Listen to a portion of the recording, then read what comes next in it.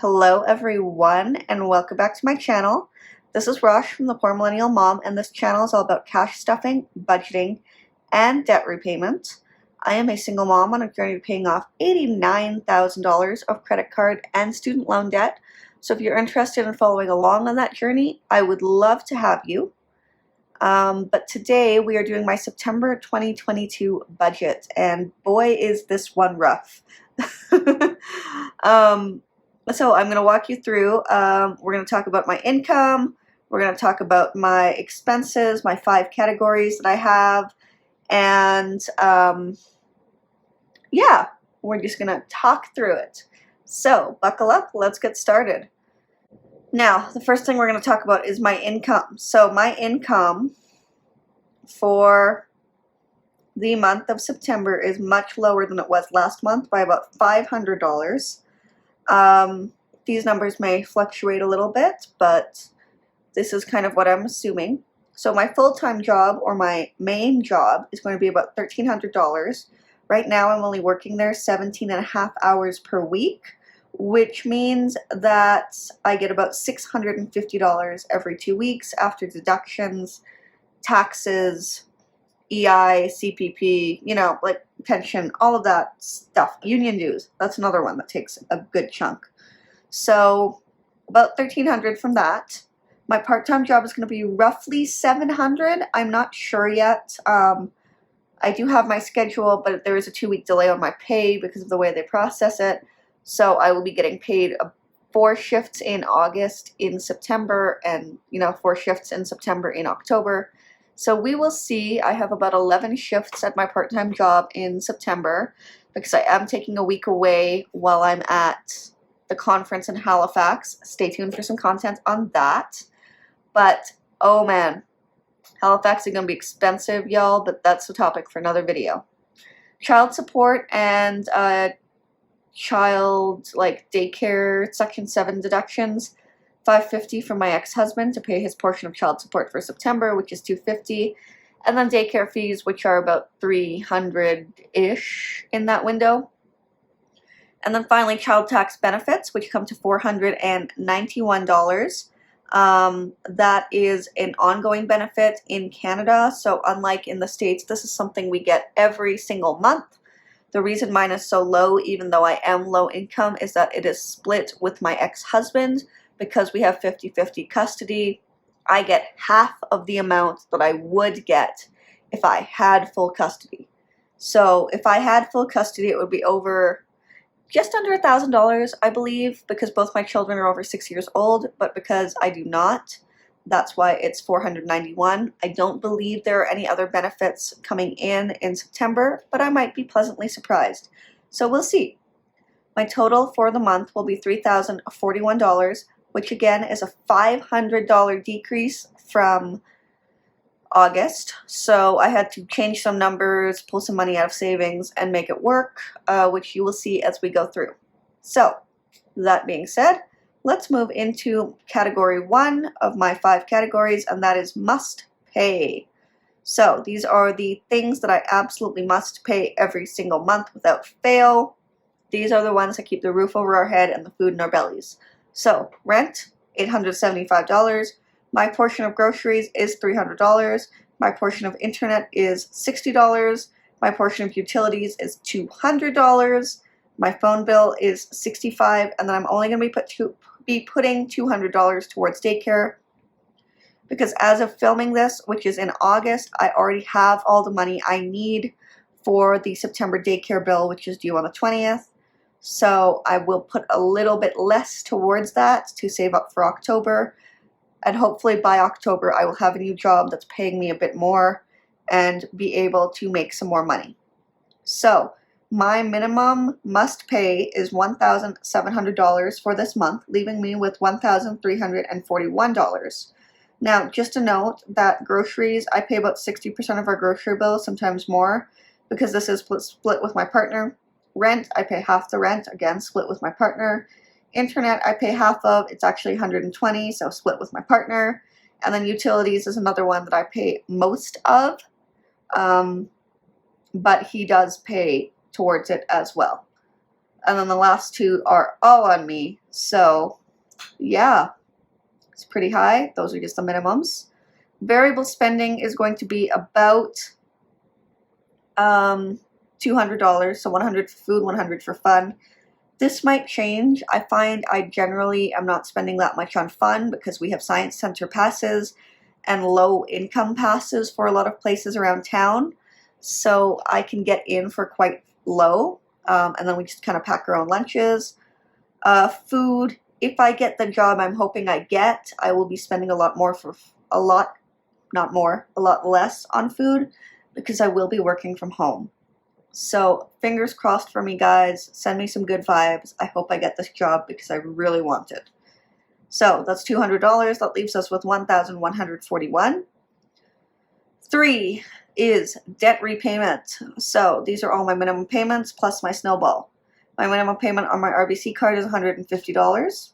Minimum payment on Fido is $75, and on Tangerine is also $75. So my minimum payments alone are $300. And then I want to put $200 towards my debt snowball. So the total I'm planning on putting towards my credit cards is $500 in the month of September. However, the way I've been doing my credit card payments, like my debt snowball, I have been putting way more like $100 a week towards my Fido, which is my smallest balance. So I might put more towards that and maybe not any in there, or maybe I get some surprise money. Who knows? We will see. But this is very rough. It will probably be higher because goodness do I want those cards gone. Okay, so $641 left. That brings us to the sinking funds and savings. The two that I have bolded here are my travel and my car. Those are, right now, the most important ones for me. These are the ones that I'm prioritizing because they're either coming up or I need the money for something or whatever. Point being, I am putting the most towards those. So travel is getting $100. Christmas is getting $20. I will need to reprioritize that after September because Christmas is coming, y'all, and I'm not even close to my savings goal. So we're going to work on trying to make that a better deal. Health is going to get $5-ish a week. That needs to be rebuilt after I spent all of it on a dental surgery for my son. So there is currently about $30 in there, and we need to build that back up. Even though I live in Canada, health benefits do not cover dental work. Like our general health care doesn't cover dental work. It's considered separate. So that is something that I need to worry about as well. Car is $100. Still saving up for a car. I have been saying that since I started this channel, and I still don't have a car, but I do have $1,600 towards a car, which unfortunately will not get me far given how the car market is right now.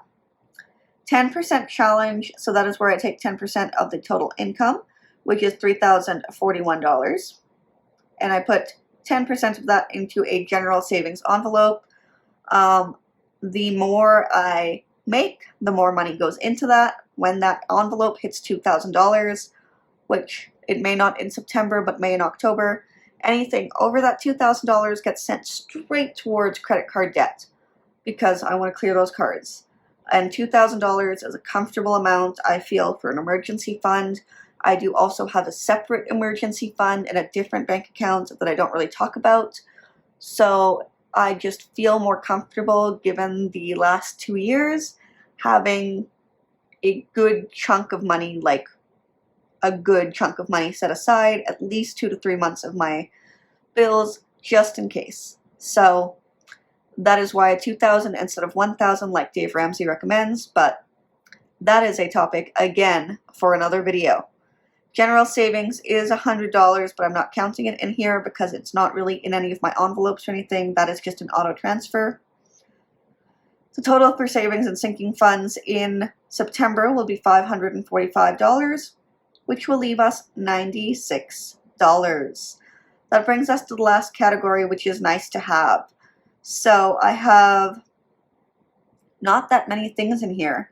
The most expensive is Accepted Society, which I keep waffling on about canceling, and I think I need to just bite the bullet and cancel it because I haven't used it in probably a month or so, maybe more. Like, I haven't been taking advantage of what they offer, so it may just be time to let that go and come back to it at another time. Instant ink is $10 because I do print. I have kids. I print stuff for my channel. I print stuff for Etsy. So that is one that I keep because they send me ink every month and it just saves me from having to remember. Disney Plus, $9. May have gone up. Not sure. Doesn't matter. Doesn't matter. I have Disney Plus. Amazon, $5. This also may have gone up. My Amazon account is shared with my family, so I pay for it, and sometimes they buy me things, so it kind of balances out. Spotify, $5. I still have an educational email address because I currently work for a university, so that's nice. That will probably end in October, so then I'll reassess. So that brings my total nice to have spending to $94. I have $2 left over, but that's good. So that brings us to the very bottom here. Total income minus total expenses. My income was $3,041. My expenses came to $3,039, and I have $2 left. This cell turns a bright fire engine red if it is less than 0. That is a signal to me that I have to tweak some things until it balances again. It's a sign to me that maybe something has gone wrong and that I need to look at my expenses. So I don't like zeroing up my budget every month because it just makes me uncomfortable. And I like to see this being green. If you're interested in this spreadsheet, I will link it down below. It's a Google sheet that you can just copy and use for yourself. So if you're interested, just take a look there. But that is it, my friends. That is it for September. I really do appreciate you watching these videos. I hope you gain some insight into my budget. And if you have any comments, any questions, concerns, anything like that about my monthly budget, please leave a comment down below. If you like my channel, do subscribe. And if you like the video, please hit the like button. It really helps me out with the algorithm. It's helping me build my channel, and I really appreciate it. So that is it for today. That is it for September's budget. I will see you again soon with another video, and I hope you have a good rest of your week. Bye!